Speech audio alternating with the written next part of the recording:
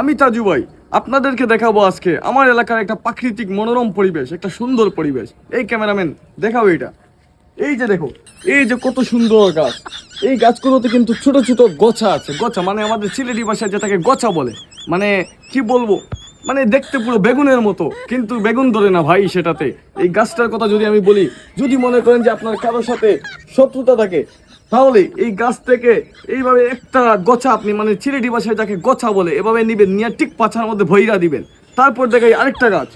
এই যে দেখেন গাছ, এই গাছটা দেখার পর আপনারা অনেকে বলবেন যে গাছটা সম্ভবত এখানে চাষ করা হয়েছে, কিন্তু আসলে এই গাছটা এখানে চাষ করা হয়নি। এই গাছটা অটোমেটিকভাবে প্রাকৃতিকভাবে সেখানে মানে জন্মেছে। এখন আপনারা বলবেন যে এই গাছটার আসলে নাম কি, যেটা ভাই আসলে আমার জানা নেই। তারপর দেখাই এই দেখেন আরেকটা গাছ, সেটা মানে অপরূপভাবে বিল্ডিং এর উপরে সেটা জন্মেছে। তো আপনারা যারা যারা দেখতেছেন এই গাছটার নামও আপনারা বলবেন। আর আমি তাজু ভাইকে কপি করছি। যদি ভিডিওটা ভালো লাগে তাহলে ফলো দিয়ে রাখবেন।